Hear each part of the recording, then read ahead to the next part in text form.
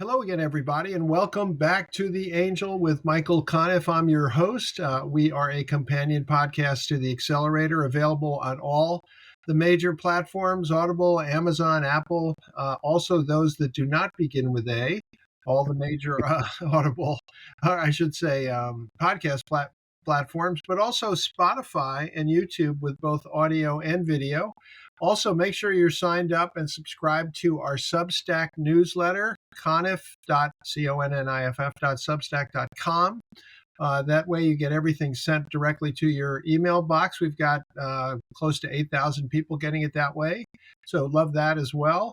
And remember to rank us, like us, subscribe to us, all of the above if possible. So today I want to welcome to our podcast Doug Howarth. Welcome, Doug. Did I say your name right? Howarth is the preferred Howard. I'm pronunciation. Yes. sorry. I used to be a professional, so I used to get names right, but I'm obviously slipping. Doug Howarth is the author of Hypernomics, and he is a person who has done what is known as, I think it's known as parametric modeling for many, Yes. many years, including 31 years plus at Lockheed. He has a new book by the name of Hypernomics. So we're going to find out about Hypernomics, and we are going to apply it to the angel world, the accelerator world, the startup world. So Doug, first of all, thanks for doing this. It's nice to have you. We've tried to arrange this for a long time, and it's a good feeling to see it actually happening. So let me ask you this: in layman's terms, let's start by just describing what hypernomics is, because it's not. It's a. I don't want to say it's complex, but it's not the simplest concept either. So what is hypernomics? Yeah, you're right, Michael. It's got a simple backbone, but it ends up being a little complicated when you put it together. It takes things you know and rearranges them into views that you have never seen before, but you can use. So, for example, when it comes to electric cars, for example, you would know that if I add more horsepower, I'm going to pay more for that car, and if I add more range, I'm going to pay more for the car. And so as the price goes up, the value of the car goes up. Now that's happening on what we call the value side, which we always code in green. But as the value goes up, as the price goes up, if the price goes up, the number that the world can afford falls, which is basically as price goes up, the quantity sold goes down, and that's a demand function. And so what Hypernomics observes, maybe for the first time, at least I think it is the first time because we have a patent on it, is that you can create a system in which everything starts at a 0 point and goes outward from that. So the value goes off as you add positive features and value, the value goes up. And as you go off the other direction, as you check the quantity versus the price, if the quantity is very low and the price is high, then as the price falls, you're going to sell more. And so it all starts at a common 0 point, much like being at the South Pole. At the South Pole, if you were stepping at the exact South Pole and you went in one direction, you'd be entering Australian space. Australia has a claim on the South Pole. And opposed from that is a claim that Argentina has. So as you're going into positive Australia space, you're not going into negative Argentina space, and vice versa. And that turns out to be pretty useful information. So that creates the ability for us to make a four-dimensional system. Okay, so how is it different? Well, it's different in that it starts with most economic systems right now start with 2 dimensions, which is they have a horizontal quantity axis typically and a vertical price axis. Your typical business chart, right? Yeah, your typical business chart. And so we agree that there's a downward sloping supply curve, which is to say downward from a low quantity and a high price to a higher quantity and a low price. There's a downward sloping demand curve. And classic economists would say there's an upward sloping supply curve that intersects that at one point. And that's true for something like iron ore. If you were to plot the iron ore mines that are out there and start to plot their costs, and then their profit had to be a little bit over the cost, you'd find that they actually form an upward sloping supply curve. And there might only be one price in the market, but iron ore goes back into cars. And so cars don't have just one price in the market. There's dozens or hundreds and thousands of different price points for automobiles. And so if you're interested, I could actually show you how that Yeah, applies to yeah, electric please cars. do, because we want to see the Okay. 4 dimensions, and it's hard to imagine it without seeing it. Right. So if So you're, this, I'm going to actually let you describe it, yeah. because remember, we are a podcast, so not everybody's going to be able to see this. So what are you holding up? Well, I'm holding up a 4D model. It's a 4D model we had built on a 3D printer that consists of a series of 2D planes, and I'm holding in one hand. So it's that's the way we go about it. And so what I'm showing you, the audience here, for those of you who had the visual and then that were trying on audio trying to imagine this, I'm showing a series of price and quantity points for the electric car market in 2013. So in 2013, Tesla had just released the Tesla Model S. And so there are a couple of points where there's just a few sales. In this case, 7,000 sales. And we got a pair of price points. One's higher and one's lower. That represents the different horsepower these two vehicles had. And then if you go down a line, a pretty large quantity of vehicles being sold at a lower price. And this is the Nissan Leaf. And so these price points here form what we call a demand frontier. This was where the market was limited in how much it could sell in 2013. There was a certain amount of money that people had allocated to buy things, and it formed this outer boundary. And that, so this, let me ask this, just because you're yes. holding up sort of a chart, and what does this and what does Hypernomics do that an Excel spreadsheet wouldn't, or that a more typical way of looking at this wouldn't accomplish? Well, that's great. That's great, Michael. Thank you. You're actually going right into the next bit. So the other bit, so the question you would ask yourself then is what's holding up these price points? Now, what you already know, and this is the important point, is that we already agreed that we knew that prices would go up if we added more range to a car, and prices would go up if we added more horsepower to a car. So if you look at this other side over here, the green, or what we call value space here, what we're looking at here is we've got the value in terms of the horsepower in one direction, and the value in terms of the range in another direction. And what we've done is we've combined both of those effects and found this plane that represents the best fit for that data. And so each one of these points, these yellow points, represents the points that we saw on the other side there with respect to demand. Okay, so I was just going to say, let's keep this in the context of Tesla. So, yes. And what you're showing is a kind of a 4 dimensions of this, including kind of a plane with data points on the plane. Yes. Right. If I could describe it that way. So you're Tesla and you look at this in 2013. What do you see? You see that the market's got that you might, forgive me, but what do you see that you might not have seen otherwise? Oh, great. Well, the answer is there's a bunch of things that you can see here, Michael. Thank you.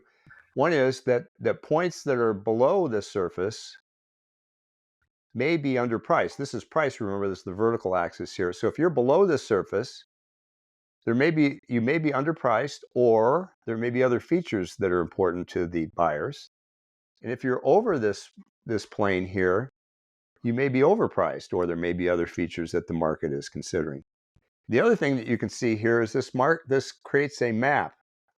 If you look at it from the top down, you'll see that there's a little bit of coverage here and here, but there's a big open space in the middle of this market.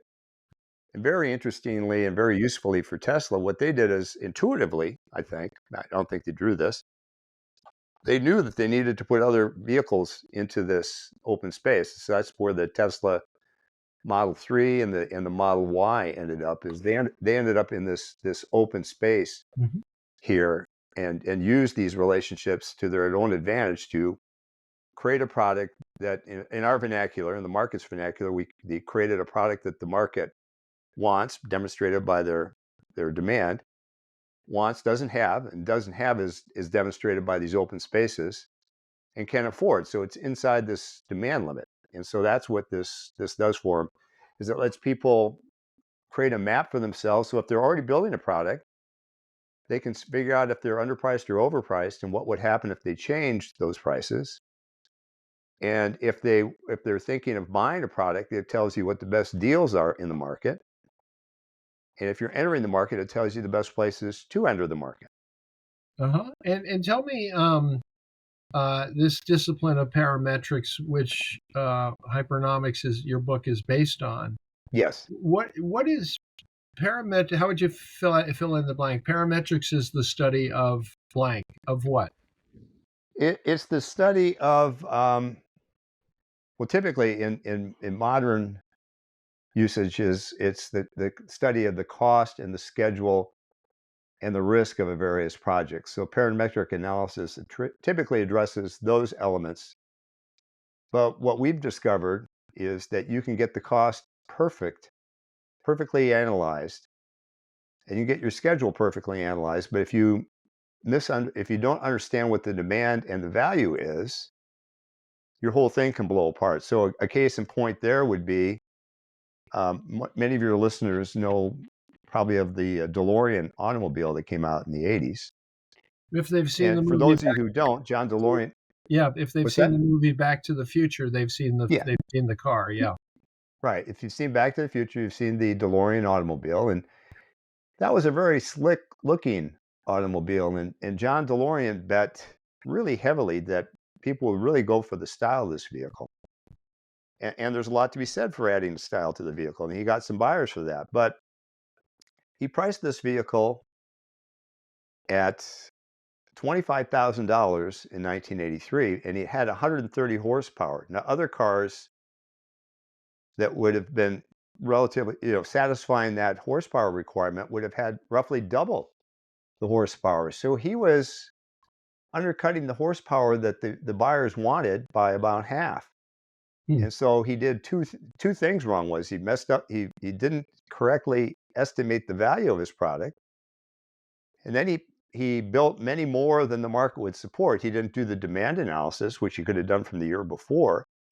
And he built so many that he ended up holding a bunch in inventory, and he didn't sell them, and the company went bankrupt. But let me ask you. Let me throw a little monkey wrench in here, Doug. Mm-hmm. So we're talking about cars, and we're talking about Tesla, and we're talking about DeLorean. But Mm-hmm. in your analysis of Elon Musk and Tesla in particular in the year Yes. 2013, you haven't mentioned the word electric or the words electric car. So the calculations, the four-dimensional calculations, and certainly Elon Musk's calculations, I'm just reading the book by Walter Isaacson, so this is all fresh in my mind. Um, Yeah. he was, they were, it was electric cars for a reason, right? That was a huge motivation and a huge factor. So how would this four-dimensional model of hypernomics account for the electric car in this equation? You mean when it hadn't been built before, or? Yeah, so for example, yeah, I mean, there'd been a few, but really, it hadn't been built before. And when you look at the demand, um, it's very hard to gauge the demand for something that doesn't exist, right? So you might have projections, you might have some data points, but basically, he was building. It's sort of like the iPhone, right? Or I got a better example from my background when I knew somebody once who worked for HBO doing the first round of market research on HBO, Mm-hmm. and his name was Don Fleck. I knew him a long time ago, and he said, we asked everybody, would you pay for uncut movies? That was the market research question. Guess what everybody said? I don't know. No.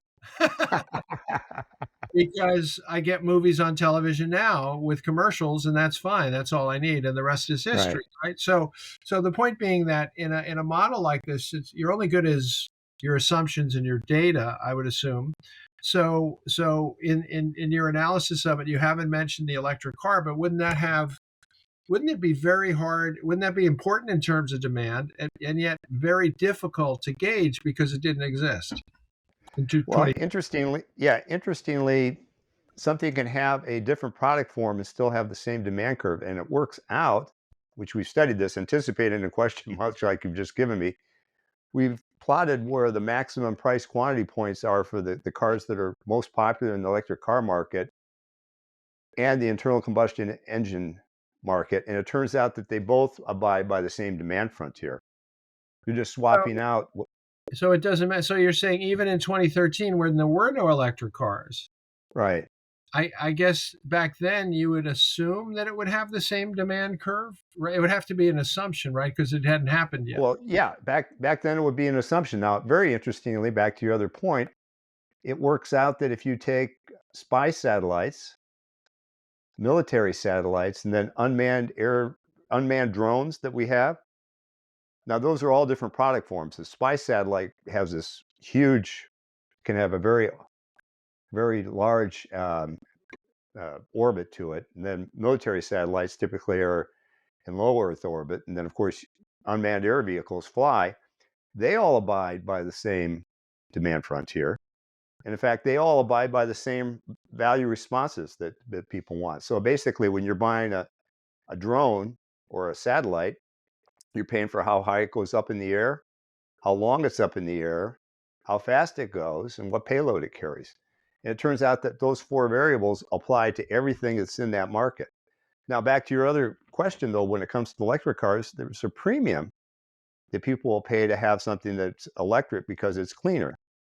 And no, we didn't have it for cars back then, but what we did have is we had people buying electric lawnmowers early on. And you could have seen what the step function would have been from an electric lawnmower that has a half horsepower to a gas uh, lawnmower that had the same amount of horsepower. Mm-hmm. So there would be a little step, a bump that people would be willing to pay for that. And you could hypothesize that transformation, that difference, would apply going forward. And you could take several other types of vehicles, if you could find them, and compare what the gas versus the electric was, and then predict what the difference would be going forward. So we've done that kind of analysis for some other products too. So the output would be better analysis, more accurate analysis, better prediction of what was going to happen. So give Yes. us some examples of how hypernomics has been used in the real world. Yeah, I I found this business jet that I've been tracking for a number of years Hmm. up in the Reno area. It's called Arion, where they're going to build something called the Arion AS2. And they posted their development cost, and I did some analysis based on my history that suggested their development cost was pretty good. You were at Lockheed for 31 years, so that's quite a history. Yeah, so I knew a little bit about how that worked, and I Sure. applied that and said, hey, that looks pretty good.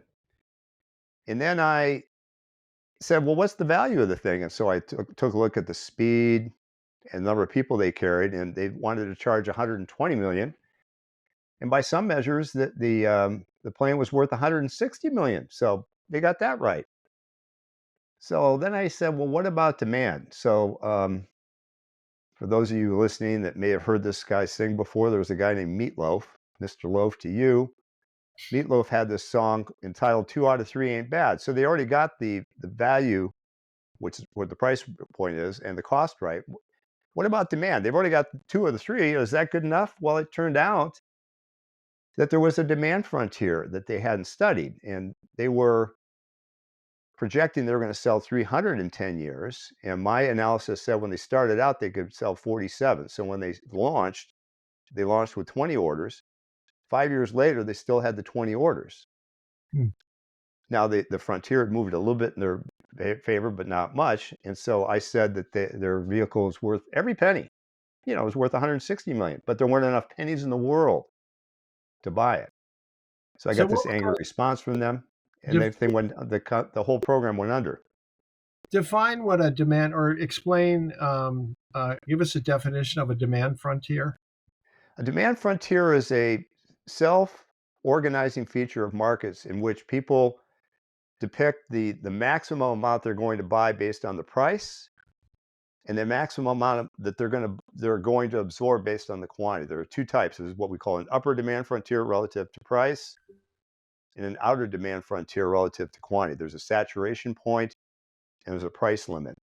They start to form these price limits, and over time, they become what's known in the trade as statistically significant, and trying to exceed them is done at your own risk.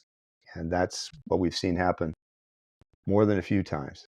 Yeah. So Doug, my corner of the world is accelerators, primarily accelerators, and angels and Hmm. VC investors. So as I hear you talk, what I'm thinking to myself is, okay, you see over and over, in the startup world, in particular, people trying to figure out their business model. What can we Right. charge for this? What will people pay for this? Hmm. Um, and so I don't know if you've worked directly with startups, but some of these things seem applicable Hmm. because a lot of times they will get the demand wrong. A lot Hmm. of times they will get let's see, um, the timeline wrong of Right. how fast something's going to happen. Sometimes they get the technology wrong. But what seems to be Sure. really relevant to what you're saying is that they have to predict those things, and Yes. so and so um, and also often predict them for products that don't really exist elsewhere. They Hmm. might be similar products, but they really don't exist. So, what would your advice be to the typical watcher listener of my programs in terms of what can they do? How should they think of this? They may not read the book, but there's some principles here. What would your advice be if you had a takeaway for them? What would it be? Yeah, Michael, I would tell them that basically people buy classes of features is what we call them. So what goes into a product is a feature. So a feature of a car is the range, or a feature of your computer would, instead of being range, would be durate, how long it can operate. Well, that's a good Or example, actually, because range is only relevant for electric cars, because carbon, Mhm. more traditional cars have unlimited range because there are unlimited gas stations, right? So Yeah, that's effectively, yes, sure, right, new data point. That's very important. Yeah. right. And so, take for example, people often try to throw a curveball at me and say, "Well, what about the cell phone? How would you have predicted the cell phone back in the day?" And I said, "Well, it's interesting. If you go to Europe and you cruise down the Rhine, and you pull off at a castle, you'll be at the castle, and you look around, you see the architecture, and then you see a little tiny turret a mile away, and another one that's another mile away, and they're the same identical construction types. And so you surmise that they're part of the same group. You ask your guide, he says, "Oh yeah, those are warning towers that those people are putting up." Well, what is a warning tower except a very expensive communication device? So you could take that cost data, then you Don't could forget take the that's not always the case. Don't forget the Maginot Line in World War One, right, when sure, it was a defense system that proved to be obsolete, which is, I guess, yeah, relevant to that's the true too. podcast, Yes, right? thanks, Michael. That Yeah, is yeah, true. yeah, yeah. But But I mean, again, on the Wall of China, the Great Wall of China. Back to your no, point, it's both a defense line, and they also had a communication system to warn people people were coming. So you had some cost data there that said what did people pay to get a certain amount of distance in there, and then mm, enter World War II. Well, walkie talkies came around, and they had a certain mass to them, and they had a certain range, and they had a certain amount of time that they could operate, and you could have collected that data, and then as World War II ended, you went into Korea. There were some more of those kinds of walkie talkies. At about that time, you can see it in some old movies from the 40s and 50s. Somebody invented the first car phone. Actually, threw a phone into a car, and it had all this elaborate gear. But some wealthy person paid for it. And then, of course, the car phones got smaller and smaller, and then eventually went to cell phones. Well, you could track all that data mhm. and figure out what the demand of that would be, and then what the value of that would be from the size of the device and how long it lasted and items like that. You could do that. It's pretty straightforward. Let, You'd be let making a me projection for sure, but you would have some data to back it up. let me ask you a question about that. So Hmm. I see the logic of that, but also that progression to the phone we have today, the smartphone, the iPhone, for example, Hmm. or an Android model, um, that's no longer just a phone. I mean, that's No, so that's much for more than a sure. phone, Right. right? Right. So it's really a supercomputer by earlier standards. So how do you account for that? How do you account for the fact that it's not really what it started out to be anymore? In fact, a lot of people never talk on it; they just text on it. So That's true too. Yes. Well, I mean, you could take the functionality of the computer. You could start to, if you wanted to try to figure out what the computing value of the cell phone would be, you'd say, well, what are people paying for laptops? And you'd see that people are paying a certain amount for laptops, and if you can compress it, well, the people have to pay a premium to have it compressed. So if your phone, eventually amounts to a laptop without a huge keyboard, you can kind of compress that data and push it in there. So very interestingly, back to your point, the cell phones before the first smartphone, before say a BlackBerry, were relatively inexpensive, and now you get a cell phone. I mean, I got this one here, cost me close to $1,000. There are ones now that cost $2,000, which are quite a bit more expensive than a TV set yeah, or a computer. So what you're paying for is you're paying for that compressibility, that portability. And we've been maybe tracking the portability of these communication systems from the Great Wall of China to the walkie-talkie to the improved walkie-talkie to the car phone to this first cell phones. So you could kind of see what the compressibility has been for just the communication device, and you can see the compressibility of the computers too. If you track that over time, and yeah, you can no, maybe intersect them. that's fascinating. So we're just about out of time, but if Okay. you had to give one singular or single piece of advice to an entrepreneur or even an angel or even an investor Hmm. about hypernomics, what would it be? What should they remember about They this? should remember this simple phrase that we have for ourselves: find out what your customers want, don't have, and can afford. Hmm. If you do that, you're going to avoid the competition and not price yourself out of the market. So avoid the competition. Give people something they don't have. Don't park your product right hard against somebody else that you know is doing great. Get some economic, as we say, economic distancing from them, and create your own you can create your own product and put your own stamp on it. It reminds me, I was watching a documentary this week of David Foster, who's a famous music producer, and he Hmm. actually saw the artist Michael Bublé, who's now famous, but he Hmm. saw him sing at a wedding in Canada when nobody had ever heard of him. And he immediately said, the first thing he said to Michael Bublé was, "You're in your own lane. There's nobody in your lane." And his lane was like a young, good-looking guy singing Sinatra, Tony Bennett, type of songs. He said, "You have it all to Sure. yourself," and he immediately embraced him and produced him for from then till now, which is over 20 years later. So Wow. finding your own lane is not bad advice. Well, listen, Doug, I want to thank you. You've been a fascinating guest. I'm not an economist. That's obvious. I think you're the second economist we've had on this program. Hmm. So it's still pretty groundbreaking. Your book is Hypernomics, and where can people find your book? Right now, if you were to type in Doug Howarth onto Amazon, you'd see I'd pop up. I'd also pop up on Barnes and Noble Okay. and on Wiley's site. I'm being published through Wiley. Wiley will have it there too. Right, Wiley, a very reputable business publisher. Well, thank you so much for being with us. Best wishes, and we wish you all the luck in the world with hypernomics and going forward. So, thanks so much Well, for being with us. well, Michael, thank you so much for having me. You've got a great show, and I was lucky to be a part of it. So thank you. Well, you're I'm going to just take that at face value. Thank you. Please do. And I want to remind everyone out there to subscribe. Go to conif.substack.com. Find us on all the platforms. Like us, share us, tell your friends. And remember, as I like to say at the end of each podcast, We'll be back with another podcast before you know it.